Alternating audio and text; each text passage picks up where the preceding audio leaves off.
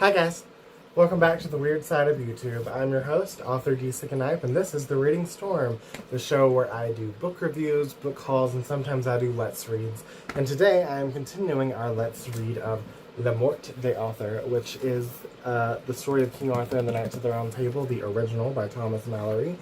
And last time we did chapters 1 through 3. The chapters are really short, like a page long. And so today I thought we would start with chapter 4. So let's get started.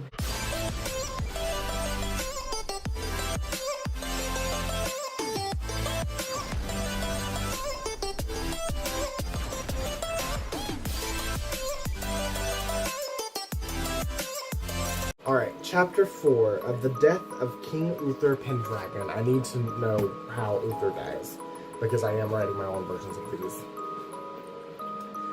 Then, within 2 years, King Uther fell sick of a great malady, and in the meanwhile his enemies usurped upon him, and did a great battle upon his men, and slew many of his people. Sir, said Merlin, ye may not lie so as ye do, for ye must do the field, though ye ride on a horse litter. For ye shall never have the better of your enemies, but if your person be there, and then shall ye have the victory. So it was done as Merlin had devised, and there carried the king forth to a horse litter, with the great horse towards his enemies. And at St. Albans there met with the king a great host of the north. And that day Sir Ulfius and Sir Brastius did great deeds of arms, and King Uther's men overcame the northern battle, and slew many people, and put the remnant to flight. And then the king returned to London, and made great joy to his victory. And then he fell passing sore sick, so that 3 days and 3 nights he was speechless. Wherefore all the barons made great sorrow, and asked Merlin what counsel were best. There is none other remedy, said Merlin, but God will have his will. But look ye all barons before King Uther to mourn, and God and I shall make him to speak. So on the morn all the barons with Merlin came to fore the king. Then Merlin said aloud unto King Uther, Sir, shall your son Arthur be king after your days of this realm with all the appurtenance? Then Uther Pendragon turned him and said in hearing of them all, I give him God's blessing and mine, and bid him pray for my soul, and righteously and worshipfully that he claim the crown, upon forfeiture of my blessing. And therewith he yielded up the ghost, and then was he interred as longed to a king. Wherefore the queen, fair Igraine, made great sorrow, and all the barons. That was literally a chapter, so we're going to continue. Chapter 5, How Arthur was chosen king, and of wonders and marvels of a sword taken out of a stone by the said Arthur.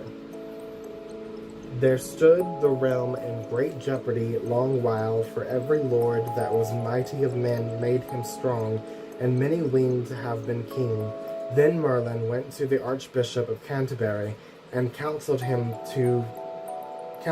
for to send all the lords of the realm, and all the gentlemen of arms, that they should to London come by Christmas, upon pain of nursing, and for this cause that Jesus that was born on that night, that he would of the great mercy show some miracle, as he was come to be king of mankind, for to show some miracle who should be right wise king of this realm. So the archbishop, by the advice of Merlin, sent for all of the lords and gentlemen of arms, that they should come by Christmas even unto London. And many of them made them clean out of their life, so their prayers might be the more acceptable unto God. So in the greatest church of London, whether it were Paul's or not, the French book maketh no mention, and all the estates were long or day in the church for to pray. And when matins and the first mass was done, there was seen in the churchyard against the high altar a great stone foursquare, like unto a marble stone, and in midst therefore was like an anvil of steel a foot on high, and therein stuck a fair sword, naked by the point, and letters there were written in gold about the sword, and said thus, Whoso pulleth out this sword of the stone and anvil, is rightwise king born of all England. Then all the people marveled and told it to the archbishop. I command, said the archbishop, that ye keep you within your church, and pray unto God still, that no man touch the sword till the high mass be all done. So when all masses were done, all the lords went to behold the stone and the sword, and when they saw the scripture, some assayed, such as would have been king. Did I miss something? Such as would have been king. But none might stir the sword nor move it. He is not here, said the archbishop, that shall achieve the sword, but doubt not God will make him known. But this is my counsel, said the archbishop, that we let purvey 10 knights, men of good fame, and they keep this sword. So it was ordained, and then there was made a cry that every man should assay that would for to win the sword. And upon New Year's Day the barons let make a jousts and a tournament, that all knights that would joust or tourney there might play, and all this was ordained for to keep the lords together and the commons, for the archbishop trusted that God would make to him known that should win the sword. Wow, this is harder to read than I thought. Okay. Hopefully you guys understand it. So upon New Year's Day, when the service was done, the barons rode into the field, some to joust and some to tourney. And so it happened that Sir Ector, that he had great livelihood about London, rode into the jousts, and with him rode Sir Kay and his son, and young Arthur, that was his nourished brother. And Sir Kay, nourished, does that mean he's fat? And Sir Kay was made knight at All Hallowmass afore.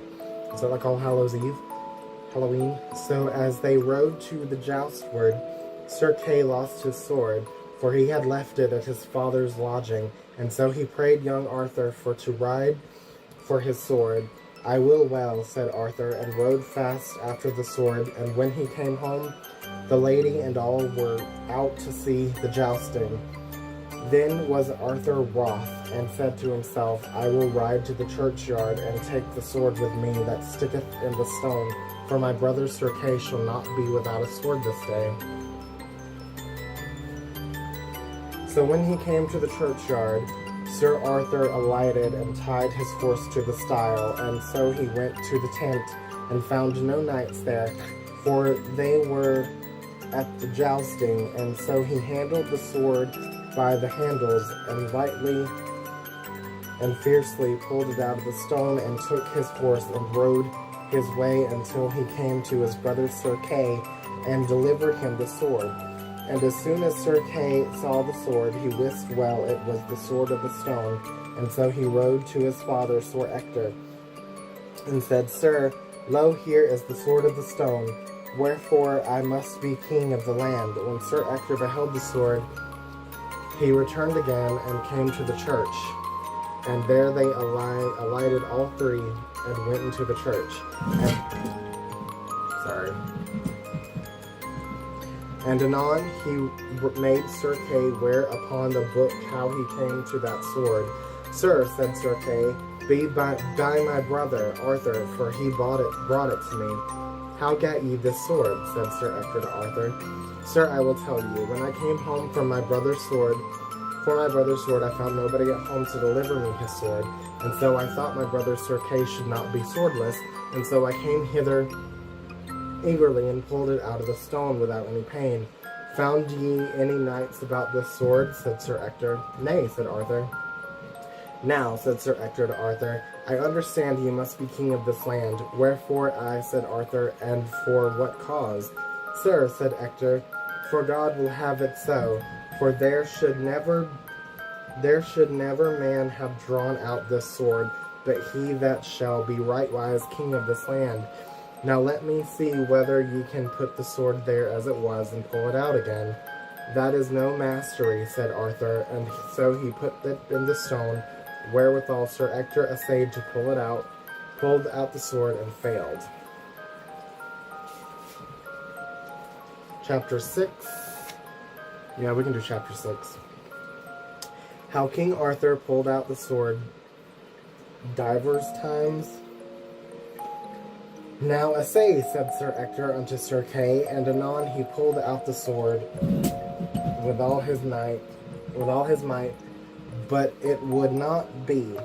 Now shall ye essay, said Sir Ector to Arthur. I will well, said Arthur, and pulled it out easily. And therewithal Sir Ector knelt down to the earth, and Sir Kay, Alas, said Arthur, my own dear father and brother, why kneel ye to me? Nay, nay, my lord Arthur, it is not so. I was never your father, nor of your blood. But I wot well ye are of an higher blood than I weened ye were.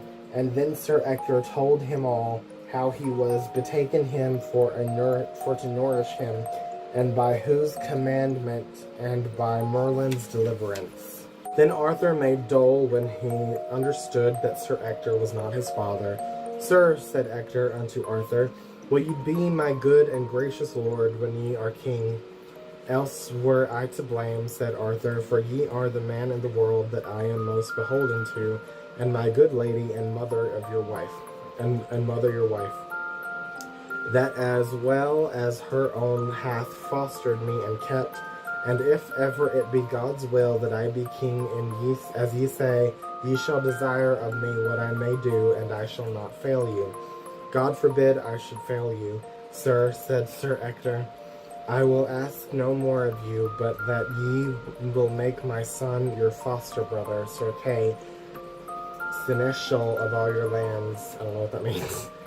That shall be done, said Arthur, and more by the faith of my body, that never man shall have that office but he, while he and I live. Therewithal they went into the archbishop and told him how the sword was achieved, and by whom, and on 12th day all the barons came thither, and to assay the take the sword who that would assay. But there afore them all there might none take it out but Arthur. Wherefore there were many lords wroth, and said it was great shame unto them all and to the realm to be overgoverned with a boy of no high blood born. And so they fell out at the time that it was put off till Candlemas. I don't know what that is. And then all the barons should meet there again, but always the 10 knights were ordained to watch the sword day and night, so they set a pavilion over the stone and the sword, and 5 always watched. So at Candlemas many more great lords came thither for to have won the sword, but there might none prevail. And right as Arthur did at Christmas, he did at Candlemas, and pulled out the sword easily, whereof the barons were sore aggrieved, and put it off and delayed till the high feast of Easter. And as Arthur sped before, so he did at Easter, yet there were stone of the great lords had indignation that Arthur should be king, and put it off in a delay till the feast of Pentecost. They made him do this like 5 times. I didn't know that. Then the Archbishop of Canterbury, met by Merlin's providence, let purvey then of the best knights that they might get, and such knights as Uther Pendragon loved best and most trusted in his days. And such knights were put about Arthur as Sir Baldwin of Britain, Sir Kay, Sir Ulfius, Sir Brastias. All these, with many others, were always about Arthur day and night till the feast of Pentecost. Alright. We're on 14 minutes. That's as much as I can handle today. If you guys like this video, please leave a like and comment.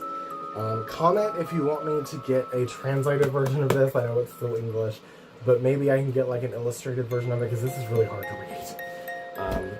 I would like to do that. But if you want me to keep continuing with this, leave a comment as well. Whatever you guys want me to do, I will do. I'm also doing a Let's Read of Alice's Adventures in Wonderland. Up here you can have a link for that. I think we're on chapter 7 of that now. I also have a lot of other bookish content on this. I'm also working on my own fairy tales, including the story of Arthur. So look forward to that. And I love you guys. I'll see you guys later. Bye.